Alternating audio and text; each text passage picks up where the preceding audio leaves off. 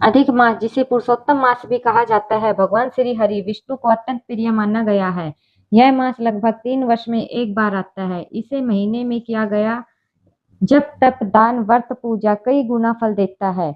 इस मास में व्यक्ति को अपने जीवन को शुद्ध और सात्विक बनाना चाहिए। अधिक मास में प्रातःकाल नियम प्रतिदिन ब्रह्म मुहूर्त में उठे, स्नान करके स्वच्छ वस्त्र धारण करे, भगवान विष्णु और श्री कृष्ण राधा रानी तुलसी माता की पूजा करे, पीपल वृक्ष की भी धूप दीप देकर पूजा करे, ओम नमो भगवते वासुदेवाय मंत्र का जाप करे।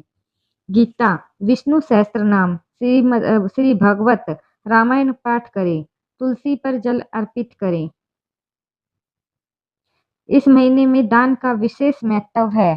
दान में ये वस्तुएं श्रेष्ठ मानी गई है: अन्न दान, जल दान, वस्त्र दान, स्वर्ण दान, घी गुड़ तिल चावल गेहूं फल मिठाइयाँ, धार्मिक पुस्तक, छाता जूता पात्र दान। दान हमेशा देखा देखी नहीं करना चाहिए। दान हमेशा श्रद्धा और विनम्रता से करना चाहिए। गरीब ब्राह्मणों, साधु संत, गौशालाओं और जरूरतमंदों को दान देना शुभ माना गया है। तप का अर्थ केवल उपवास नहीं है, बल्कि इंद्रियों पर नियंत्रण भी करना है। क्रोध न करना, झूठ न बोले, किसी की निंदा न करें, मांस मदिरा लहसुन प्याज आदि का त्याग करें, ब्रह्मचर्य का पालन करें, सात्विक भोजन करें, कम बोले मधुर बोले, मन वचन कर्म को शुद्ध रखें, व्रत और उपवास करें। व्रत में एक समय भोजन करें। अगर आप चाहें तो फलाहार कर सकते हैं। पूरे महीने का व्रत नहीं कर सकते तो केवल एकादशी, मावस और पूर्णवासी पर व्रत रखें। रोज संध्या आरती करें, भगवान का नाम स्मरण करते रहें, भगवान श्री कृष्ण और विष्णु जी की पूजा करें, राधा नाम का संकीर्तन करें।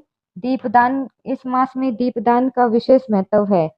दीपदान उसी तरह करें जैसे कार्तिक मास में किया जाता है। क्या नहीं करना? किसी का अपमान नहीं करना, झूठ छल कपट, तामसिक भोजन नहीं करना, व्यर्थ विवाद, पाप कर्म नहीं करना, बड़ों का अनादर ना करें।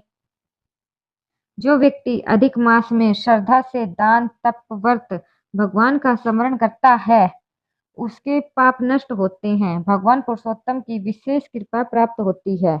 यह मास केवल पूजा का नहीं बल्कि आत्म शुद्धि, सेवा और भक्ति का अवसर है।